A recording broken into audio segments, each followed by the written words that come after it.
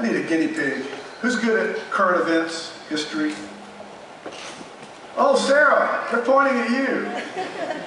Well, this may be pretty easy if you just think about it for a minute. A little feedback here.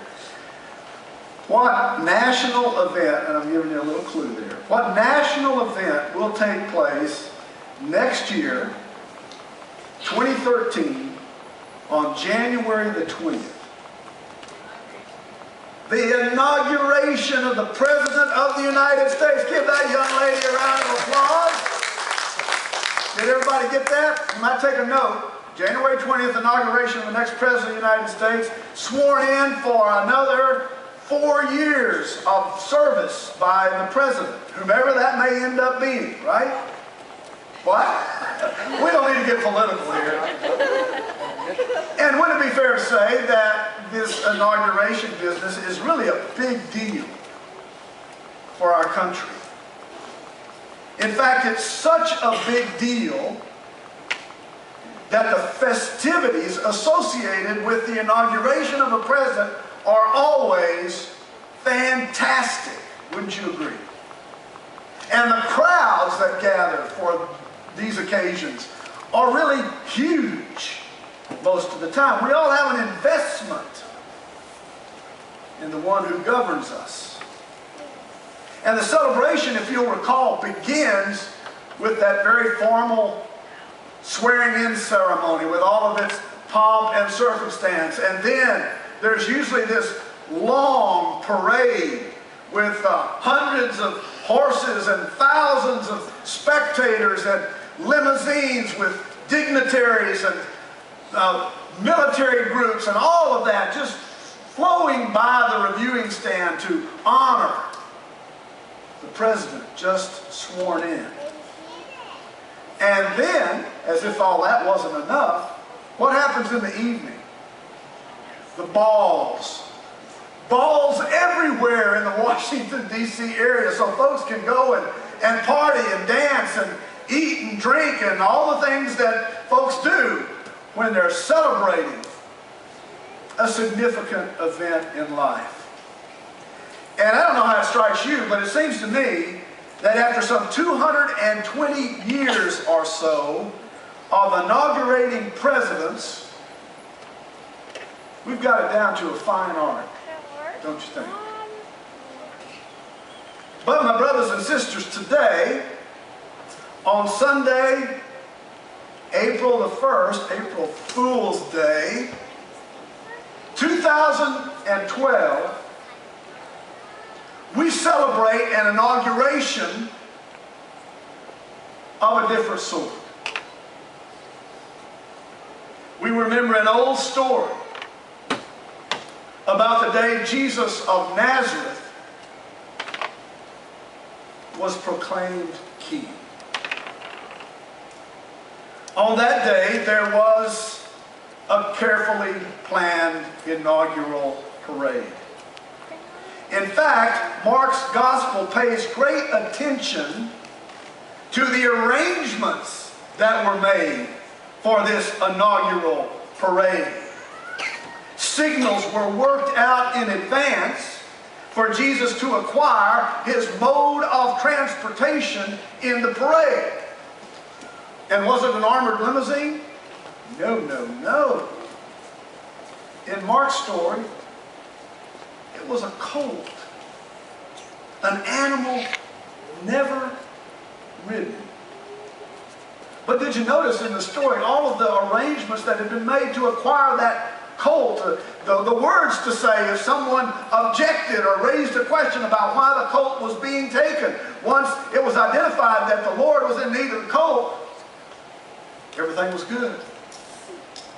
Isn't it interesting how Mark spends so much time on these preliminaries, preparing for the parade?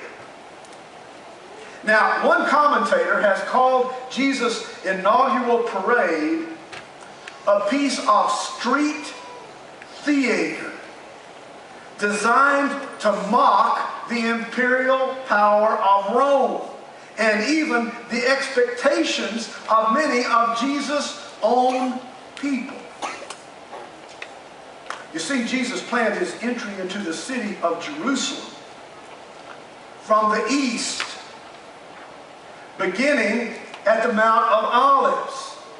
This was the traditional location from which people expected the final battle for Jerusalem's liberation to come. But did Jesus mount a powerful military display? No. No. Because his rule would be nothing like a pax romana, one at the point of a sword. Instead, Jesus came as the one who commanded peace to the nations. And Jesus came riding into Jerusalem on that colt. I can just imagine his legs dangling down on either side of that animal and almost dragging in the dirt because the animal was so short. Jesus entered on this colt, and he actually gave no inaugural address that day, as United States presidents do when they're inaugurated. But the actions of this well-orchestrated street theater carried his message. I will not lord it over others. I reject domination. I stand with the poor. I refuse the way of violence. I am here to turn the world upside down, because when it comes to the reign of God in the face of the status quo, upside down is right side up.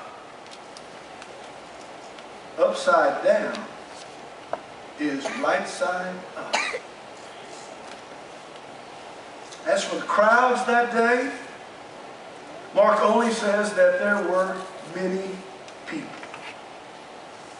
A lot of folks, we don't know how many, probably not the millions or so that come to presidential inaugurations, probably didn't even number in the thousands. And there probably weren't many dignitaries around that day either. The Roman governor Pilate certainly wasn't around. Neither were the leaders of the Jewish establishment. You see, they looked for greatness in other places. But the people who were there along that parade route proclaimed Jesus their king. Mark says many spread their cloaks on the road, and others spread leafy branches. They shouted, Hosanna, save me. Blessed is the one who comes in the name of the Lord. Blessed is the coming of the kingdom of our ancestor David. With language like that, it's probably a good thing that Pilate wasn't anywhere around. If he had heard that little piece of street theater, he would have surely seen it as subversive. Perhaps even treasonous. In fact, when Pilate does enter the picture, what happened? Jesus, crucified, dead, and buried. So much for that rival king.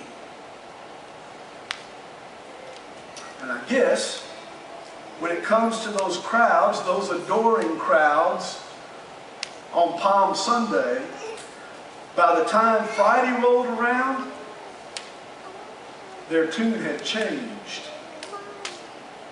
They were yelling, crucify him. Crucify him. Because I guess he turned out to be the wrong kind of king, not the king they expected. So they turned on a dime.